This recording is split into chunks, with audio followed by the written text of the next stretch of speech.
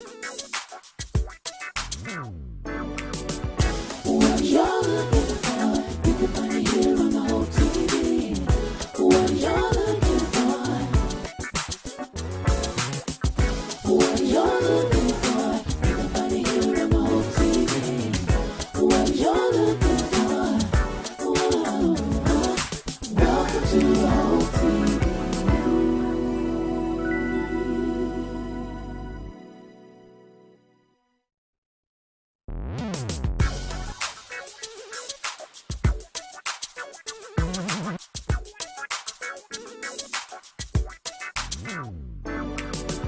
What you're looking for, you can find it here on the whole TV.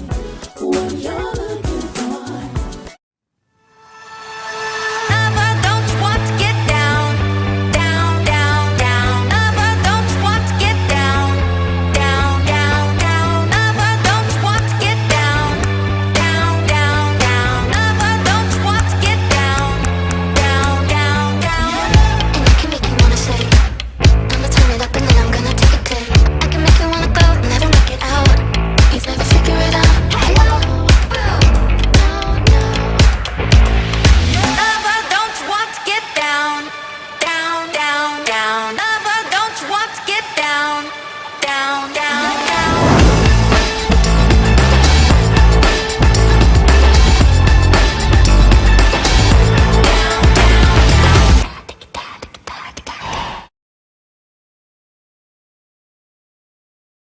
Set up free, y'all.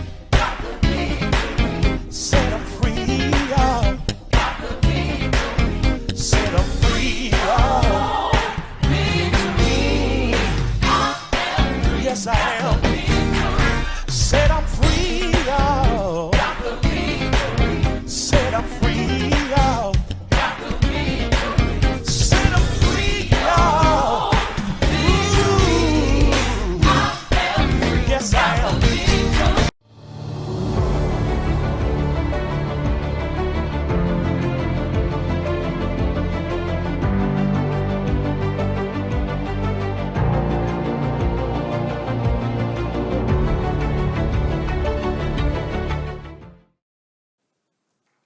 Well, good morning, good morning, good morning. And this is the day that the Lord has made, and we're here to rejoice and here to be glad in it. Welcome. So glad to have you guys here with us today. Welcome to Hope TV. I'm E. Dewey Smith. I'm one of our chief hope dealers here, and welcome. Glad you've tuned in this morning to get a daily dose of hope. So y'all come on in the room. Come on, call Lottie Dottie, everybody. Y'all come on in. We're here today, and we're here for a live segment of a Deeper Dive, my Deeper Dive podcast, and we're here to go deeper this morning, and I'm excited about that. We made it to the first Friday of the last month of the year. Can you believe it's already December? Lord have mercy. I mean, we're 28 days away from a new year. Can y'all believe that? And I just want you to know today, as you're watching, that no matter what you may be feeling, may not be your best, or people say things like, I woke up on the wrong side of the bed. Let me tell you something. Anytime you get up, you got up on the right side of the bed. And so don't see the glass as half empty, see it as half filled. And so welcome to Hope TV.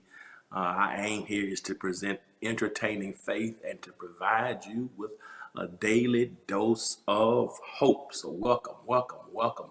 Welcome to everybody. And if you tuned in, drop me a line and let me know the city and the state and the country from which you are viewing. We got Fort Valley, Georgia, checking in this morning for a Deeper Dive. Welcome. Glad to have you, team. Appreciate you. Appreciate your support. Drop me a line. Let me know you're on. Y'all come on in the room. Come on in the room. Jesus is my doctor, and he writes out all my prescriptions. Gives me all my medicine in my room. That's old school there. So y'all come on in the room this morning. And I'm so happy and so privileged and so honored that you're part of our community today. It means the world to me. It really, really does. And I'm excited about it. And I thank God for each of you. And we're excited about this. We had a talk with our executive director today of Hope TV this morning. I was just encouraged. Good morning, Barbara Crushfield. Blessings to you. Glad to have you. We're just talking that in 8 weeks, we produced over 250 hours of brand new content. Did y'all hear what I just said? In 8 weeks. Now think about this. There are only 1,344 hours in 8 weeks. 1,344 hours that are in 8 weeks. We produced, good morning to you, Darlene Brooks. Good to see you. We produced 250 hours of original content in 8 weeks. So out of 1,344 hours, we produced 250 hours of content. That's almost 20%. It's almost 20%. Uh, it was, yeah, I mean, 26. Yeah. So think about that. Almost 20% of the time of 8 weeks, we had content. Almost 20%. That's massive. And so I'm excited. So welcome, and I'm excited about that. And you've been a part of our community. So everybody who's tuned in today, whether it's Apple TV, Roku, one of our fastest growing platforms is called Twitch. Welcome to all our Twitch. Good morning, Charlotte from Ohio. Twitch is growing by leaps and bounds. To all the new viewers who've been tuning in through Twitch, welcome. Amazon, Fire TV, welcome. Everybody who's on Facebook, everybody's already checking in from Facebook, from Ohio and Kentucky and Fort Valley, Georgia, welcome. Everybody who's on Facebook, YouTube, of course, our YouTube numbers are growing. Got Tom back with us from Victorville, California. Welcome, Tom. Glad to have you. Welcome back again. I appreciate you and your support and your kind words. So we got Facebook, got YouTube, we have Twitter, Instagram Live, the edewittsmith.org website, and I'm excited about my team that's redoing my website to centralize all our different moving parts of ministry. House of Hope Atlanta, and also HTV Now, the HopeTV.com, which is Hope TV. You can go to Hope TV at any time, the HopeTV.com, and stream all of our platforms. So if you're on Facebook and your Facebook is acting up, or the Twitter or one of the other digital platforms is not properly functioning, you can just go to the HopeTV.com. So we've been talking about whether or not to have it in different places, but you never know. Sometimes these platforms shut down, so we have multiple ways. We believe in redundancy. That's a big thing that we use around our ministry. My team hears that word all the time. They get tired of me talking about that. I talk about God, I talk about margin, and I talk about redundancy. Because if you got God, margin, and redundancy, it saves you a whole lot of headaches. So good morning to you, Sean Addison, and good morning to you, Geneva Stirrup from Central Florida. Hope the weather is nicer down there in Florida. It's been chilly here in Georgia for the past couple of weeks. So welcome, everybody. I'm so excited to everybody who's tuned in. I'm thankful for all of you. I'm really excited about Deeper Dive today. I got a real good lesson today. We haven't been here a couple of weeks, but I'm excited. Good morning to you, Vita Brooks. Glad to have you. Motivational Ministry of Love. You're exactly right. And I say, our team says all the time, when we have not been able to meet with our people, this is our way of showing our love, trying to have content every day to keep people inspired and keep people motivated. I need you to do me a favor. While you're watching, if you're watching through a platform that will allow you to subscribe, to like, to comment, or to share, won't you be so kind to do that? I mean, every time you subscribe, that helps us to leverage our platform. As I shared with you earlier, my director told me this morning, Brother Benton, that we have produced that out of 8 weeks, that's 1,344 hours. Past 8 weeks, we've created 250 hours of content. Well, our goal is out of 1,344 hours, we want to be able to have content that's 1,344 hours. We want to be a 24-hour network where people can tune in to get entertaining faith and to get a daily dose of hope. And by having a base and followers and subscribers, that helps us to bring other content creators on who deem our platform credible and deem us as worthy of partnership. We want to bring the best and the brightest that ministers to all segments, that speaks to all our people, no matter about your denominational affiliation, your race, your region, or your tribe. We want to have powerful content that's holistic, that empowers people spiritually, mentally, emotionally, and physically. Just the practical things of life. You can laugh a little bit, mental health, cooking, shows for children, youth, senior adults, men, women, sports, news, entertainment, worship. We just want to have a programming that covers the entire gamut.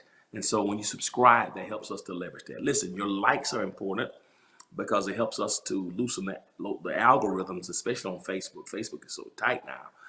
They tighten algorithms, and we lost a lot of viewers. A lot of people have been complaining. They made some changes for whatever reason, and so a lot of places it doesn't get to for some reason. So your likes help to loosen that algorithm, so we can get into more homes, and to more people to know about what we're doing. Your comments are so important. Your comments are so important to help us with our algorithms and our engagements. When you give questions, we go back and put those questions for a later date for future programming. And then when we do live sessions like this, that's right, Tasha. Thank you. We do live sessions like this. It's very helpful because it lets me know if I'm being clear, if something needs to be clarified. And it also sometimes you give so much value, and some of your comments are so powerful that you help me to deliver the message, or get a point across. So the comments are important. And last but certainly not least, that share button. Do you know how powerful that share button is? Every time you hit that share button, you really empower us and propel us to the ability to reach people from a massive way.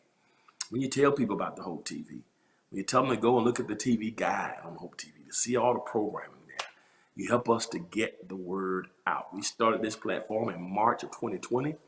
I had the vision on a Sunday, the 15th of March. I shared it with our team on March 16th, which was, I got the vision on Sunday the 15th, shared it with the team on March the 16th. That Thursday, we had our first program. That's how fast we were moving, baby. First program was called Pastoring the Pandemic with my good friend, one of my best friends in the whole world, Bishop Sam Blakes. And so March 19th of last year was our first broadcast with Bishop Blakes. And here we are, December 3rd, 2021. It's still going strong. And already we're making plans for season 6. And it's going to be supercalifragilisticexpialidocious. So I am excited, to say the least. And so share that button to let everybody know there's something new and fresh and novel. You won't see this in many places. You won't see even Facebook and all those people say we haven't seen anybody utilize it like this. God does all things well. And I'm excited about that. So subscribe, like, comment, and share. Today is special. Our last month of the year and the first Friday of the year. And I haven't been with you on Deeper Dive as consistent as the past couple of weeks because of travel schedule, and I don't want to pre-record these. I want to do these live. But I'm glad you're all here today. I'm glad you are all here today. Between funerals and travel schedules, it's been kind of hard on Friday. And I don't want to pre-record these. I want to make sure that I'm here so we can answer the questions. And so it's December 3rd, and I'm glad to be here live. So y'all tell everybody to come in the room, come in the room, come in the room, come in the room. I'm also excited, family, because guess what happened on December 3rd at midnight? As some of you who've been following know, we have launched our record label, and I have been pursuing my lifelong dream of releasing music. I've written so many songs I forgot about them. Lord have mercy. I've forgotten about the songs that I probably won't live long enough to record. Remember, when I tell you I can write a song, as quick as you could. I've forgotten probably as many songs as I live to write, probably. That's, over the past 30, 40 years. And, but, writing them for what? But now I am pursuing that dream, and something that my mother encouraged me to do and always thought I should do and wanted me to do, but I was focused on ministry, listening to the wrong people. That's why you better listen to your mama. Your mama always knows best. Mama knows best, especially if you got a good one. But anyway, my mother's with the Lord now, but I decided to pursue this lifelong dream and write some music. And fam, I've got a new Christmas project.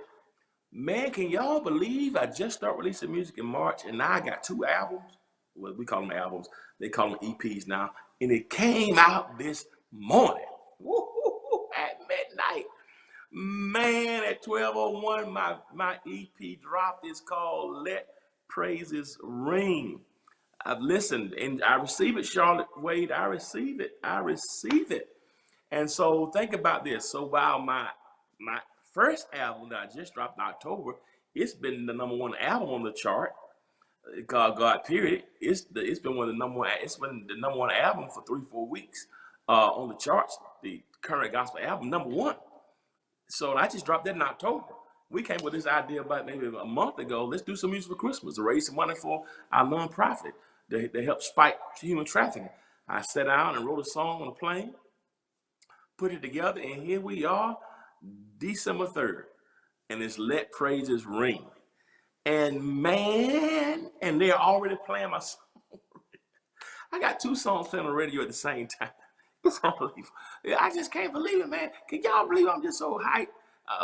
Oh man, as they say, Christmas, I'm giddy, as the little kids would say. This is unbelievable. So we dropped it this morning through Pebble Street Records. It's on all the digital platforms. Man, it's amazing. It's called Let Praises Ring. And it's available everywhere. And I received that. And so this morning, it's the craziest thing. One radio station played Your Presence is a Gift off the God Period album, which is number 19 on Billboard this week. You heard me, right? So that single, my first single, is number 19. It's in the top 20. It's been there for 3 months in the top 30, but it's number 19. So somebody played that this morning on the radio, and then same station turned around 30 minutes later and played my single off of this news project called Christmas is About God's Son. I'm just like, how in the world did the song I just write last month and is playing on the radio the following month? Can y'all tell me? Can somebody help me understand this? Who does that? Can I tell you who does it? God does it. And so I am excited. And so it's Christmas is About God's Son. It's on Let Praises Ring. So I need y'all to go ahead and order this. If you download your music, I need y'all to get it today. If you're on Apple Music, iTunes, Spotify, Tidal, how you do your digital music. If you do digital music, I need y'all to go and get it. I don't want you to just to download or stream it. I want you to buy it. I need you to buy this pie. I need you to buy it. I need you to buy it. Or if you want to get a CD, a physical CD, because they don't really make CDs anymore, but we're still making them. But you have to get those through our website right now. And you can go to my website. I am tripping. It's thedewitsmith.org. Why don't you get both of them? Go on and get both of them. Both of them. Both of them. BOFFUM. BOFFUM. Both of them. Go ahead and get both of them. I know some of you say both of them. I said both of them. BOFFUM. Get both of them. All right. I'm excited, guys. I really am. Christmas is about God's Son, the song God allowed me to write. And I hope you're going to like it. I really do. I've been listening to it. I just can't believe it. I wish my mother was here to see this. And I sent it to my sister yesterday. She just teared up when she heard it. When I sent it to her the other day, she teared up. So y'all check it out. Let me know what you think about it. Let Praises Ring. I need y'all to buy it. And I agree with Charlotte. I believe by faith that when the charts come out the week after next, whenever this chart comes out, I'm gonna be #1. I'm gonna have the top. I want this to be the #1 album too. I want it to be the #1 album, #1 current gospel album. This I do. I want it to be the #1. I want this to be album #2, #1, 2. Then they have a Christmas chart that plays Christmas music. I want this to be on the Christmas chart too. Why not? Because the lesson is, if God gives you a dream, I don't care how old you are, pursue that dream. I don't care how old you are. If God gives you a dream, if that dream is to write a book, if the dream is to write a book, write it. If it's a song, you sing it. If it's a degree, you pursue it. If it's a business, you start it. Oh God! If it's a relationship, receive it. Man, I don't care how long it's taken. Dream deferred is not necessarily, and delayed is not dream denied. So you pursue it. It's taken me 35 years to get to this point. and I'm thankful for your support. So y'all get it. Let Praises Ring. All the proceeds from Let Praises Ring will go to our Tabitha's house. We have two residences that house young girls ages 11 through 16 who've been victimized by human trafficking. And so we do annual fundraisers to raise money because it's very costly to do this. We have two houses where they live. And we've been doing this for several years, and we have not been able to do our fundraisers due to COVID in 2020 and 21. So God gave me this idea. When we do this, I can create some music, and also, you know, you can so we can buy music and support it. So I'm doing what I love, creating music. You know, I'm not looking to make any money off of it because I just want to get the message out there. So we can do that, and you also can support Tabitha's House and get a good message about Christ out there. So I launch my dream of playwriting this month. That's good, Janice. Do it. That's what I'm talking about, doggone it. Do the doggone thing. Surround yourself with good people. Get you somebody to be honest with you and help you develop that thing. Ask God to send you a team. That's all I needed the whole time, timing and a team. And I got the right timing and the right team. So you can buy Let Praises Ring. You also can donate to it. And call your radio stations and ask them to play Let Praises Ring. They add some new Christmas music. Tell me, hey, Edward Smith got a new project out for Christmas. Let Praises Ring. So I'm gonna play that, and then when Christmas is over, go back to playing God, Your Presence again. Matter of fact, play both of them. Both of them. BOFFUM. I'm gonna play a little bit of. I'm gonna play a little bit at the end before we go out because it's gonna make with the lesson. Hopefully my team can find that. I'm gonna play a little bit for I'm gonna play a little bit for you at the end of this deeper dive. But as y'all can tell, I'm so excited. I can hardly contain it. It was like other song. I'm so excited. I don't know who that was. Donna Summer. Who that was? Anyway, that's how I feel right now.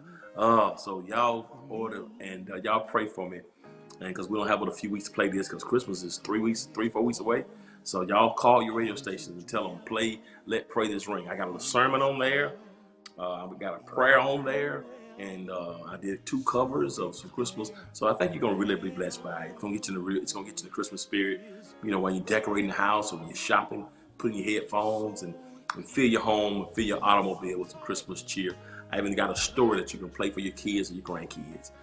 So I'm excited about it. So thank y'all so much. Thank you so much. I'm excited. I'm Sherman. I feel like Mama Clump. Yes, I am. I'm excited. Boy, Let Praises Ring. So y'all go get it. And the single on there is called Christmas is About God's Summer. All right, let me get to our deeper dive today. We're still dealing with theology. The last time we talked about proofs for the existence of God. We talked about the theology of God. And today I'm gonna thank you so much, Tina. I'm so excited. He does all things well, and I just want you to know God has so much in store for you. If you only knew. That's why you've been. That's what. Let me. I want to start preaching. That's why you've been attacked like you've been attacked. That's why the impatience comes.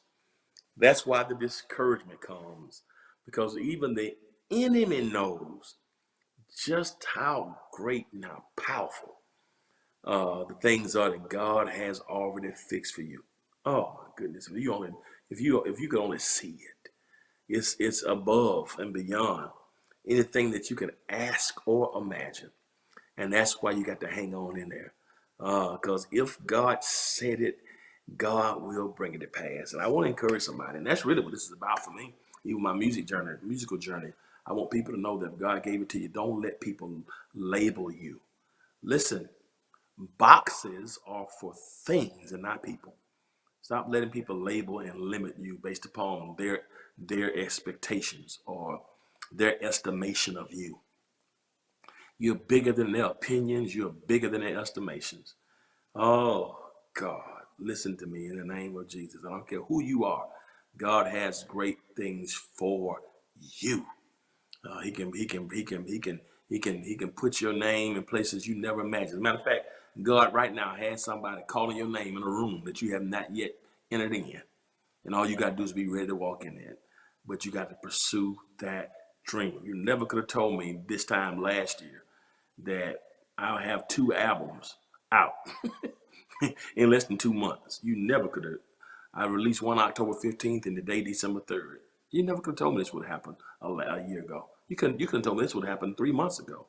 You could have told me this would happen 2 months ago.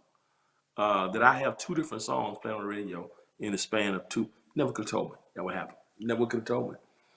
Never imagined that. And you never could have told me God would have given me a song on an airplane and go off the airplane and go to the studio and record. You never could have told me that. But I'm telling you, that's the kind of God we serve.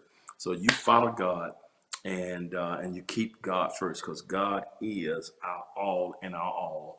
And if He gives you that dream, if He puts something in your spirit, you go for it with the tenacity of a pit bull.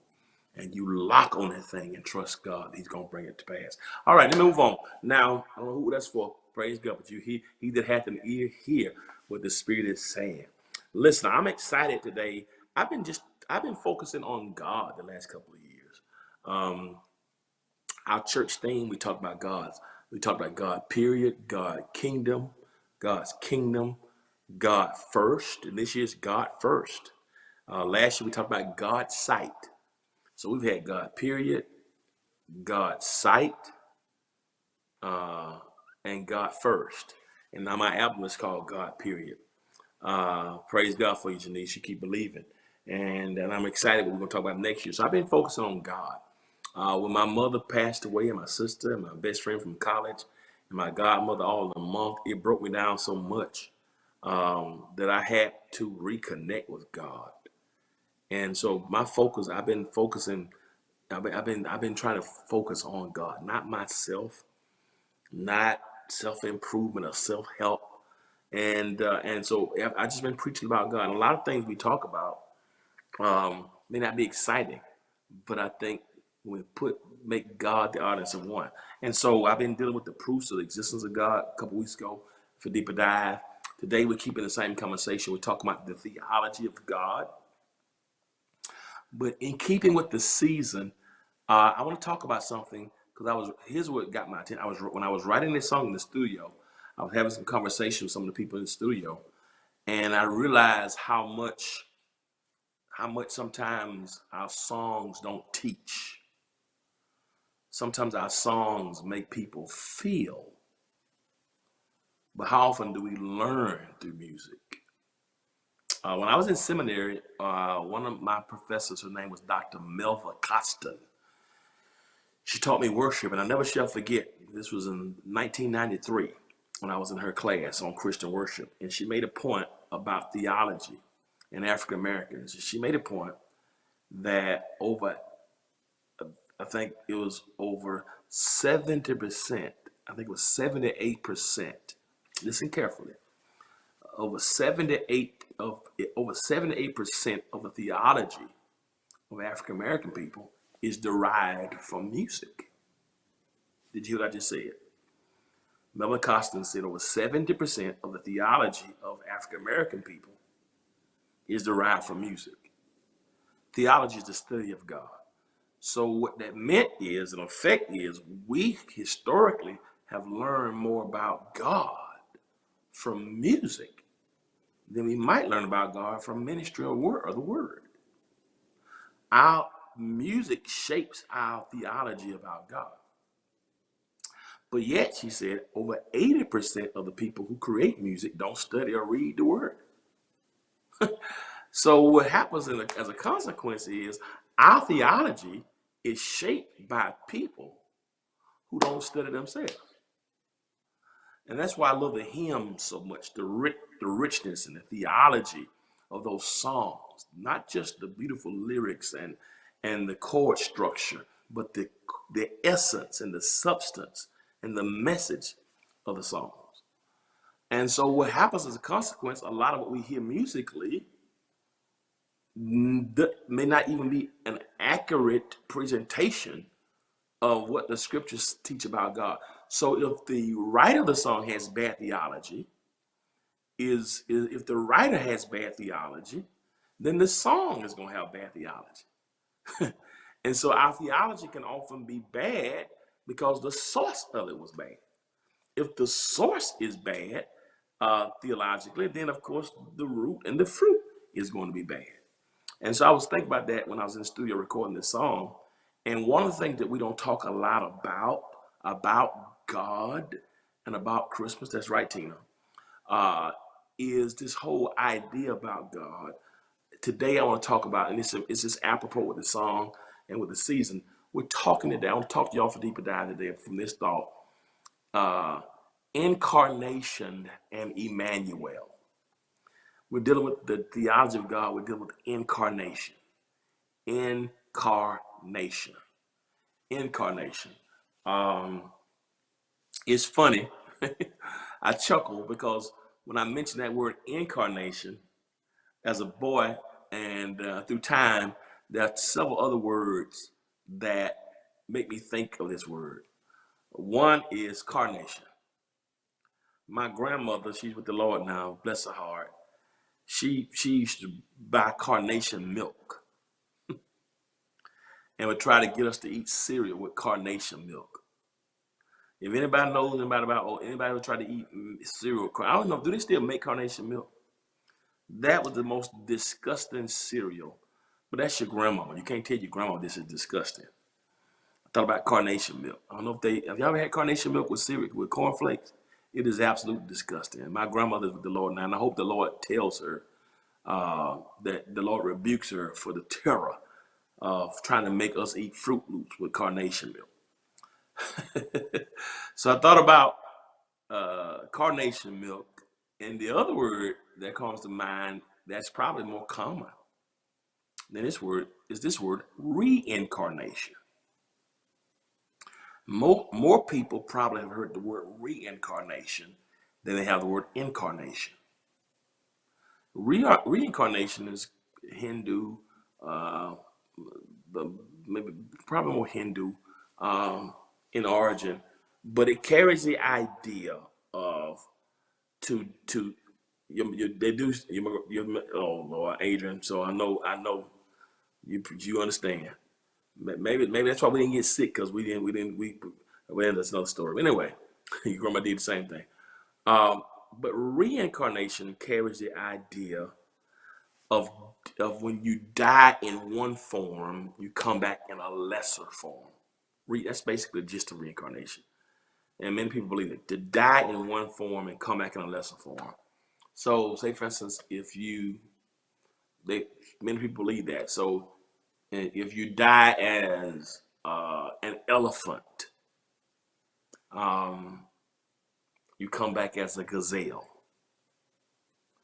If you die as a gazelle, you come back as a deer.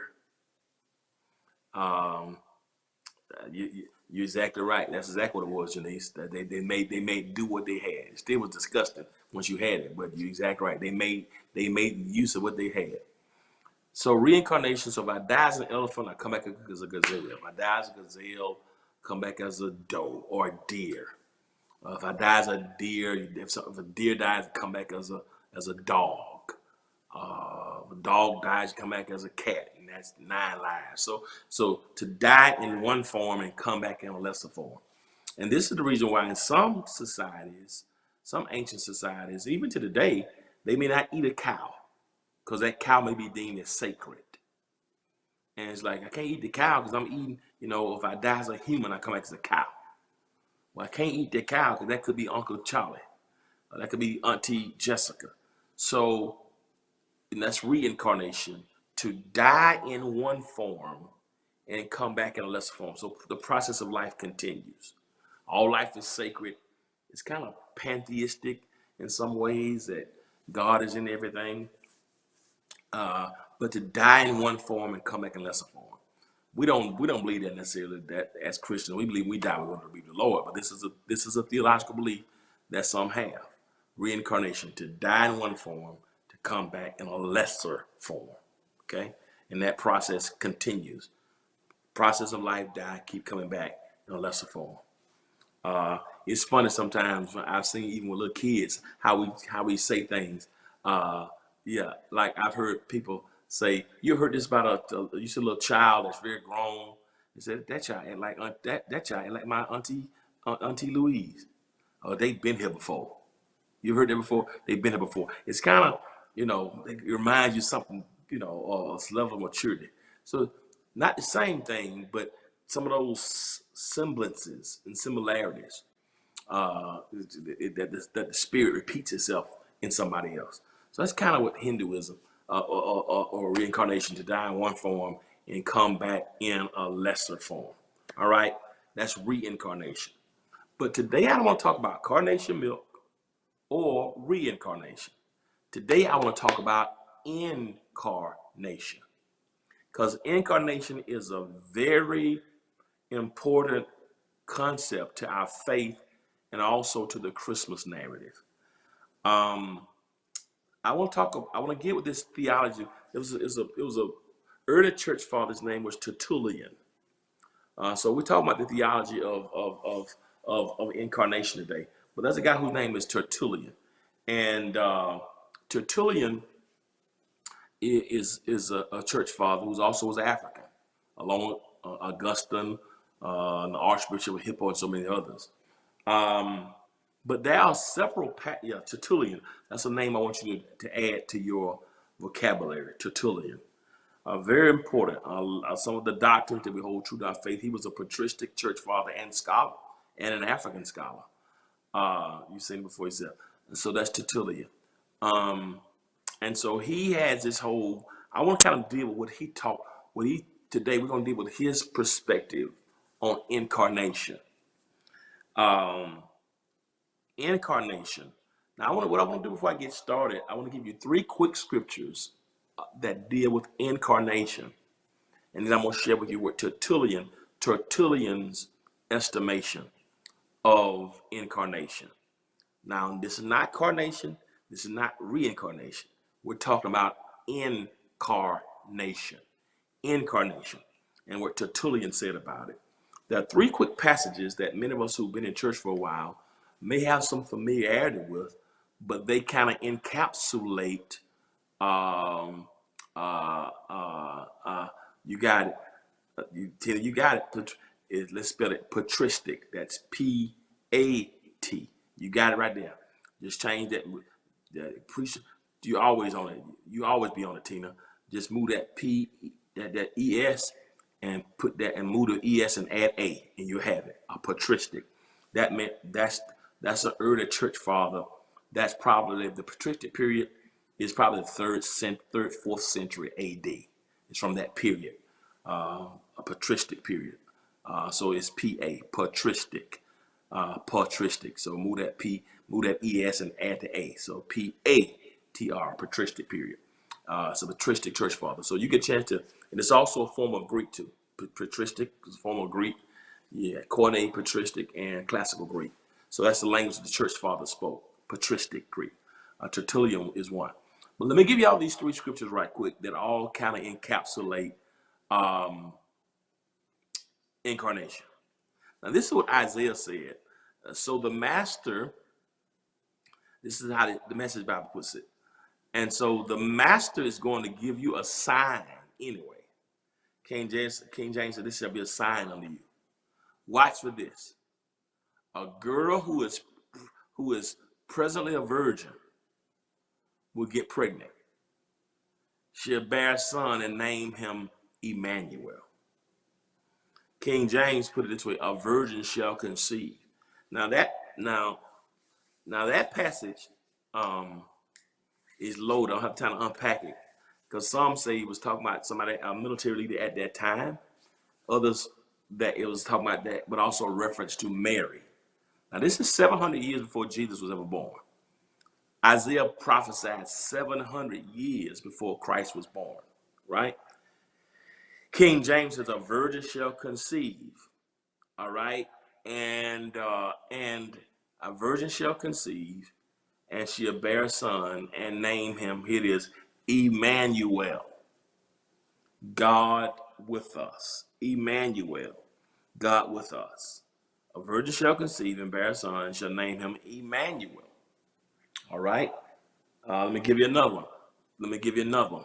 Praise God, Janice. Here's another one I'm going to give you from Matthew chapter 1. Are y'all with me? Let's go to Matthew chapter 1 right quick. I'm going to give you another one. I'm using the Message translation today. Here's another one. Matthew chapter 1. Here's another one. Look what it says. This would be the prophet's embryonic sermon full term. Watch for this. A virgin will get pregnant and bear a son. They will call his name what? Emmanuel. They will call his name Emmanuel. Hebrew for what? God is with us. Y'all see that? Y'all see that? God with us. Y'all see it? God with us. God with us. I want y'all to make sure y'all got that. All right? God with us. They will call him Emmanuel. I'm going to give you one more right quick. This is John 1:14. And I'm going to put it all together because these are all really incarnation passages. The word became flesh and moved into the neighborhood. Lord have mercy. Woo! That'll preach by itself. We saw the glory with our own eyes, the one-of-a-kind glory, like Father, like Son, generous inside and out, true from start to finish. King James says, and the word became flesh and dwelt among us. We have beheld him, full of grace and truth, the only begotten of the Father. And the word became flesh and blood. Eugene P said, "Move in the neighborhood." Lord have mercy, man! I just got chills. I didn't see that part when I was just rushing to give you that message, Bible. But the word became flesh. So let me put it together for you. Reincarnation, to die in one form and come back in a lesser form. Well, what is incarnation? Incarnation is the idea of God coming to earth in flesh. God coming in flesh, which is really what Christmas is about. That's why it's called Christ Mass. Christ Mass. Christ Mass. Christ Mass. Christ Christmas. Christ masked in flesh. Christ Mass. Christ Mass. Christmas is about incarnation. Emmanuel. God, who's in spirit, being with us. Right? God being with us. Christ Mass. Christmas. God being with us. Emmanuel. Emmanuel. El, in Hebrew, whenever you see El means God in Hebrew. Like you got El Shaddai, El Elyon, El, E-L, El Shaddai, El Elyon. I go on and on and on. Emmanuel, Michel, those Michel. And I can go on and on about just El, Bethel, right? El. So Emmanuel is immanent God, God being immanent, God being Emmanuel, God being immanent, God being among. So the angel said, you're going to call him Emmanuel. God's going to be immanent. God is going to be among us. That's the gist of incarnation. Incarnation was God being amongst us and the word becoming flesh. That's what incarnation is.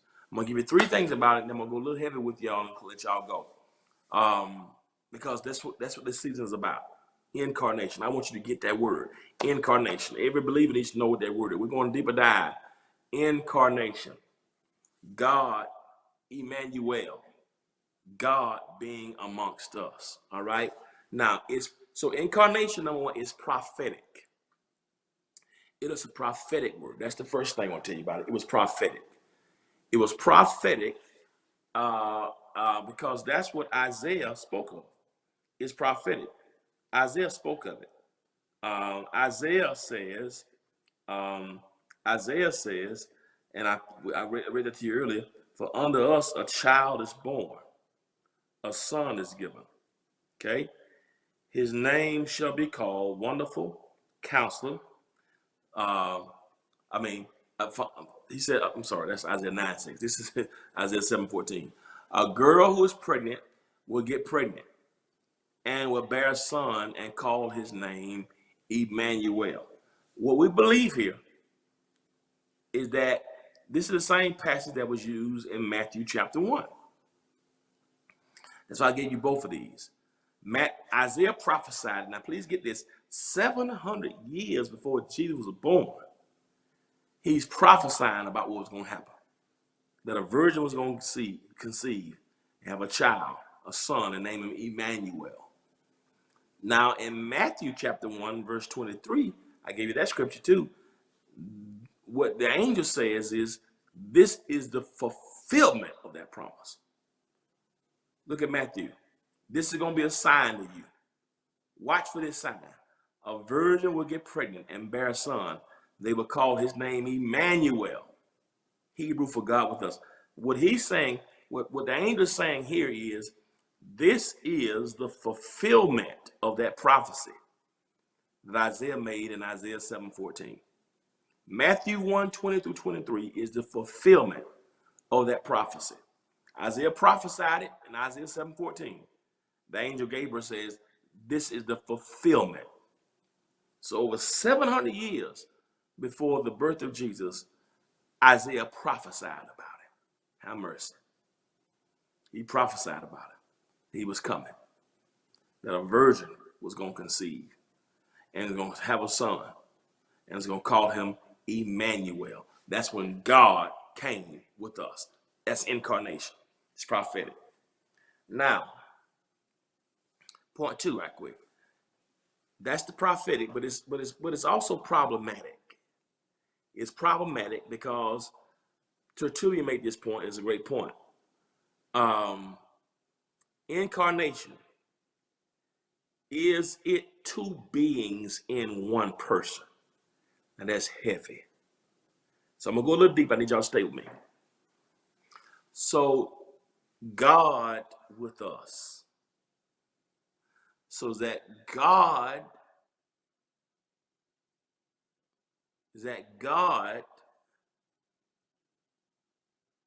and Christ. Is Christ God in spirit and God in human form merged together? It is a merger. Two metals fused together. I need y'all to stay with me. So did God become Christ? Y'all stay with me here now.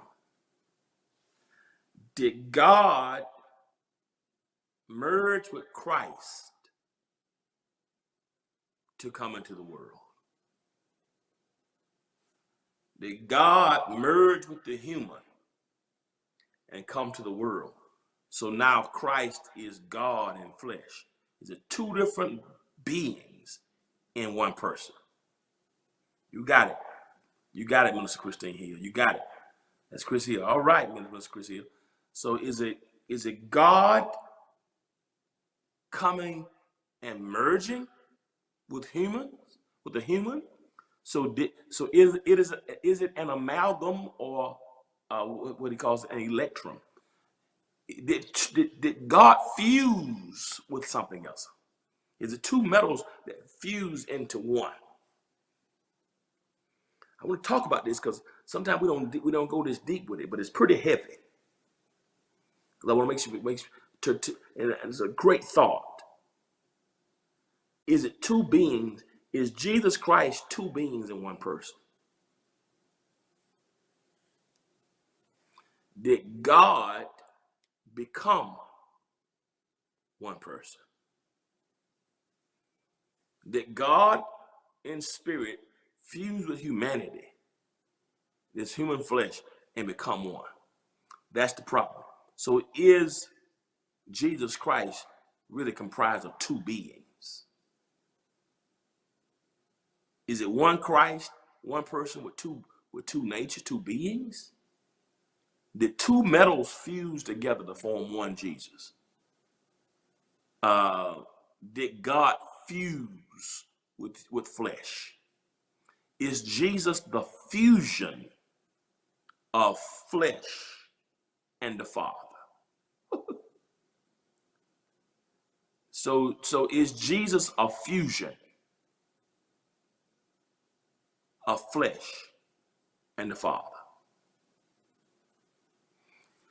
Here's the problem with that. I hope y'all don't rely. Is Jesus the fusion?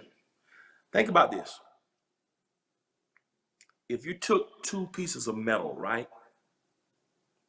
and put them together and put a torch on them to connect them, you got two metals, right? Put them together. You put fire on them, and now it's one. Is that Jesus? So you took God in spirit, right? This is God. So this is God in spirit, right? And then you took God in spirit and you connected that with flesh, right? Then you put a torch to fuse them. So is Jesus the fusion of God in spirit and human flesh? Is Jesus an amalgam? Is Jesus two pieces of metal fused together? Sometimes we look at it and say, yes, that Jesus is a fusion of God, the Father, and flesh. Here's the challenge with that. I'm going to give you this one challenge and I'm going to let you go. If you look at Jesus as the fusion of Father and flesh, then we have to deal with my third point, and the final point is the issue of permanence. Permanence.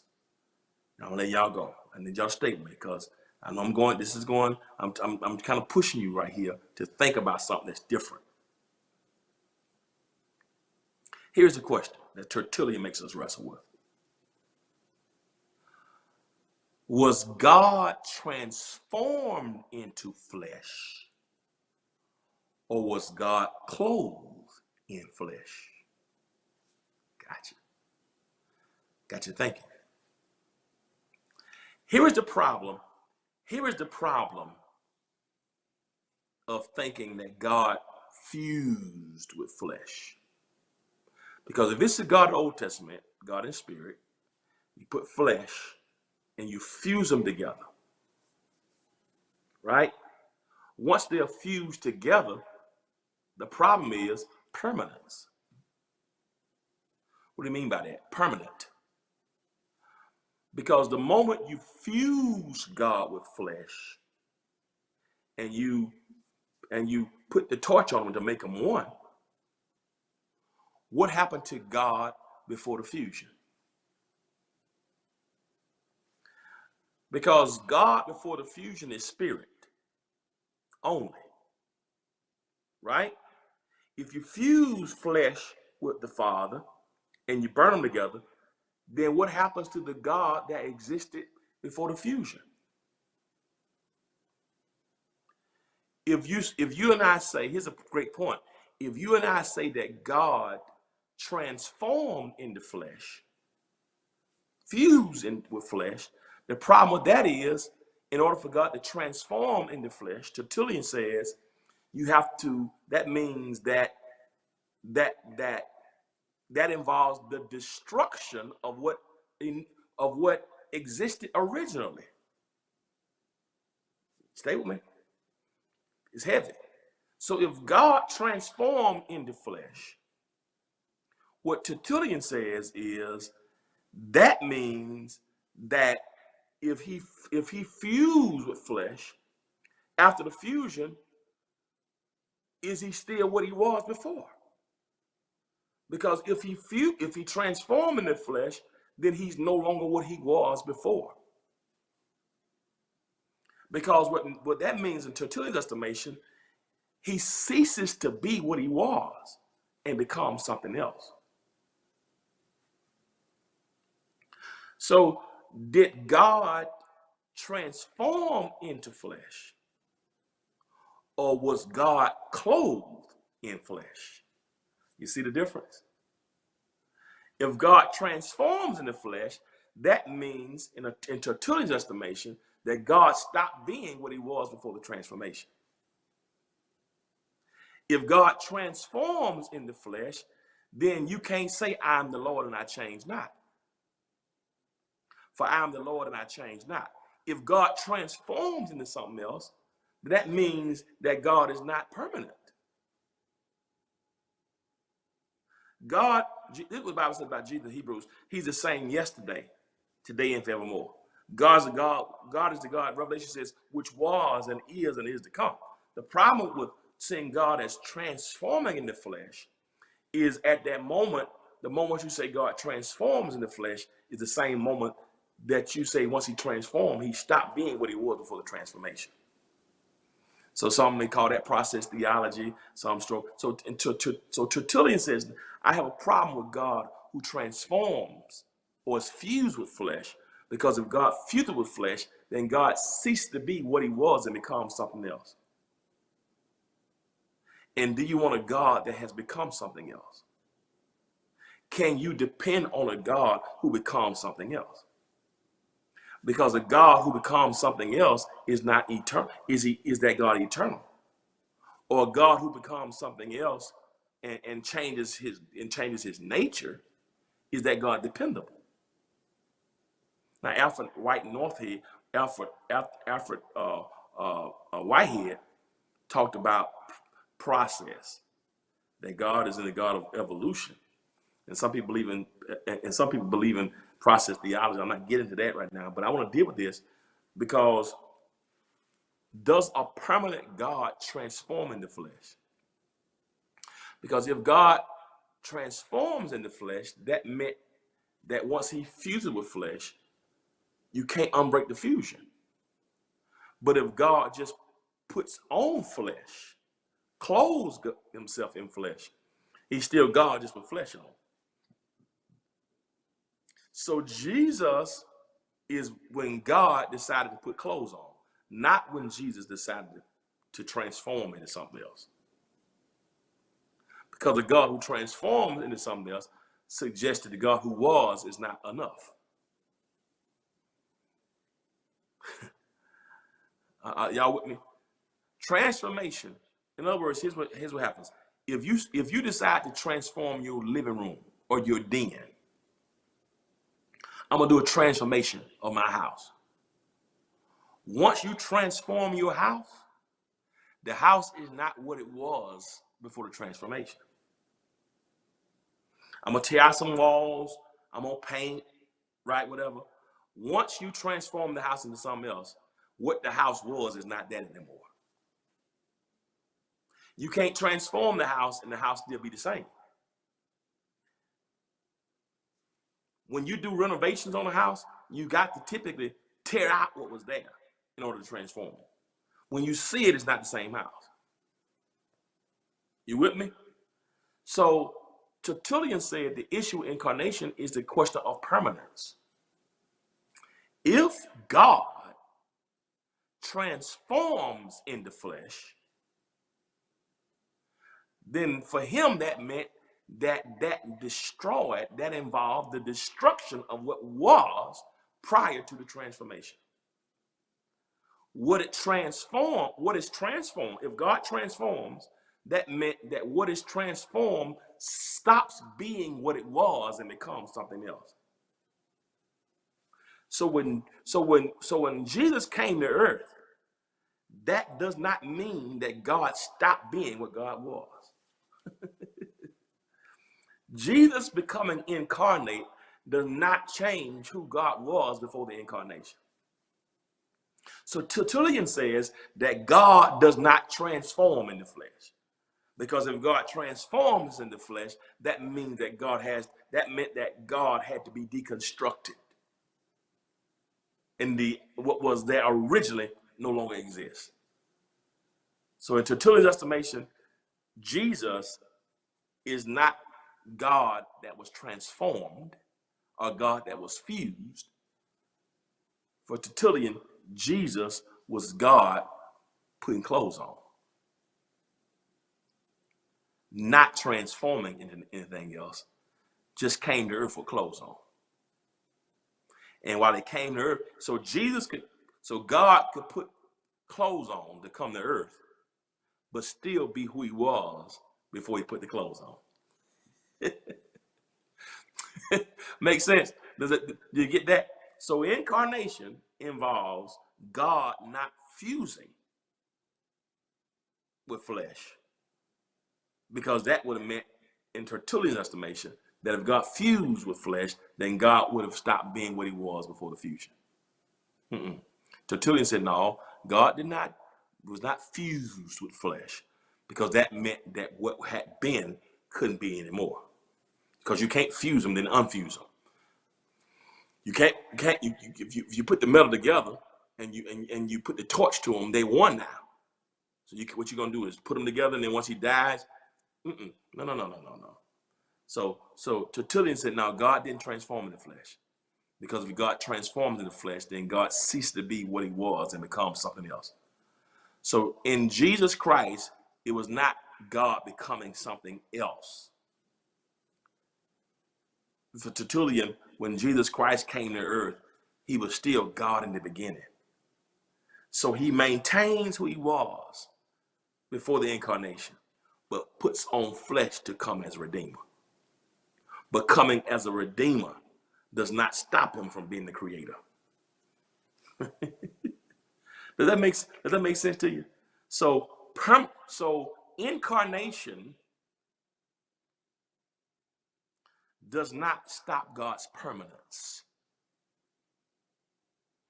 God, he said in Malachi 3:6, I am the Lord and I change not. So if he fuses with flesh, he changes. God doesn't change. That's what Tertullian says. So incarnation, God coming to earth. It's pretty. I like this. It's pretty thoughtful in it. Makes sense. So God didn't transform in the flesh, according to Tertullian. God just put clothes on. That way, by putting clothes on, he still can be what he was before he put the clothes on. So when God put clothes on to come to earth as Jesus, it didn't stop him from being God without clothes. God didn't transform into flesh, according to Tertullian. God just put clothes on. And that's why he's called the incarnate one. Emmanuel, God with us. God came to earth with clothes on. But by coming to earth with clothes on, he didn't transform into something else. He maintains who he was before he put the clothes on. Y'all got that? I hope it makes sense to you. I want to play a little bit of this song because this was a discussion when I wrote the song. People asking me about now. I'm going to play the first verse for you because I want you to hear it, because I want you to hear the reference I made to incarnation. Because why did I do that? Because I want you to hear the theology. When I wrote this, I was like, I want theology to be in this song. I want people to hear a term or a term that, wait a minute, we don't use these terms in music. I want people to hear that. When people hear this song, I want them to say, okay, what does that mean? I want them to think about that and get theology as they listen to them. Don't just enjoy the song and it sounds good, but to learn while we're listening. Does that make sense? I hope that makes sense. Incarnate. Thank you, Sean. Can y'all play that song for me? A little bit of that song for me? This is the song I just wrote. Y'all want to play a minute or so of it? Christmas is about God's son. I think it's the first verse. For love, when Jesus, Christmas time, it's for love. When Jesus came from above, he sacrificed his life for me. The incarnate one. The incarnate one came to dwell. He is our Emmanuel. So declare that all is well. So if mistletoe lights a tree, bring no season's glee, remove sadness anxiety. His manger proves victory. Oh yeah. If Yuletide seem to be no fun, remember victory has been won. Christmas is about God's Son. And he came from glory to eternity in Bethlehem for you and me. And so the angels sing. They sing to the newborn king. They shout glory all around. Let praises ring. He's my counselor. He's the almighty one. And victory, hey, it's been won. Not about Rudolph, not about Santa, not about the North Pole, but about the one who came to make me whole. I say Christmas, y'all, is about God's Son. So let's celebrate. Our Redeemer is here, Christ the Son. He came in the fullness of time. So let's celebrate. All right. Our Redeemer is here. Yeah. Now you got to hear the end part when we went to church. But you're right, Tasha. The manger proves. I want to get theology and therapy in that song. One line I put in there. So if mistletoe, lights, or tree brings no season's glee, remove sadness and anxiety, his manger proves victory. I want to be theology and therapy. During this time, people can't get in the season. So if mistletoe, lights, or tree brings no season's glee, remove sadness and anxiety, his manger proves victory. If Yuletide seems to be no fun, remember victory has been won. Christmas is about God's Son. That thing blessed me, and he came from glory to eternity in Bethlehem for you and me. The angels sing to the newborn King. Lord have mercy. Lord have mercy. That's called Christmas About God's Son. That's the single from that project. Y'all get it. Go download it. Tell what you think about it. I'm so hyped. Can't believe it's already playing on the radio. It just dropped at midnight and it's already playing. And so I want y'all to listen to it because I think a lot. Because what I want y'all to hear when you listen to it, I want you to hear the theology, not just something that make us feel good, but yeah, I see how that's Bible. And I'm trying to make sure that some of the songs that we write, everything that we sing should be biblically based. But some stuff we sing, it just make us feel good or make us get an emotion, but I want it to be biblically based. I think good music should be biblically based. And that song is straight Bible. And you're going to hear it the whole time, from start to finish. As we say, from the rooty to the tooty. It's Bible based. So I thank y'all for your support this morning. Good morning. All right. Good morning, Beatrice Combs. Blessings to you. May God keep and sustain you during this time. Whatever you're dealing with, may God keep and sustain you. Tomorrow we're doing a drive-by for our senior adults. Haven't seen in a moment. They're going to drive by the church at 10. We're going to have some CDs for them. If y'all want to come by, if you're not a CD, if you're not a senior adult, you want to come by and get your CD, come on by tomorrow. We'll be at the church in Atlanta from 10 to 12. Come on by tomorrow. We have some CDs there. I'll be signing them for you tomorrow. If you want to come to worship with us, we'll be worshiping Sunday at 9 in Atlanta, 4650 Flat Shoals Parkway in Decatur, Georgia. And at 11:30, we'll be at West Point. And so you can come by. Try to register, but if you try to register, but if you can't, just come on by. We'll make room. We'll try to make room for you, but try to register. I want you to register. So again, we're going to be in Atlanta at 9:30, at 9, West Point at 11:30. So if y'all come out tomorrow, I want y'all to come by. I'll be under the canopy. Thank you for the seasoned saints. We're going to get them a free gift, but everybody else, y'all want to come by and get your CD, bring the money with you and come on by and get both of them. Get God period and get Let Praises Ring. And the proceeds from Let Praises Ring will go to our Tabitha's house. Get both of them. BOFFUM. All right, I love y'all. Listen, if Yuletide seems to be no fun, Remember, victory is already won. Christmas is about God's Son, the incarnate one. I love y'all. Have a good day. I'll be back tonight. I'll be back tonight at 11 for Friday Night Live. I'm gonna be live tonight. So y'all call everybody. Y'all want to laugh tonight? I got something good for y'all tonight. I'm coming with some fire tonight for Friday Night Live. I gotta let y'all go, but as always, remember this: if you be good to God, God be good to you. Till next time, peace. He's the incarnate one. Set up free, y'all.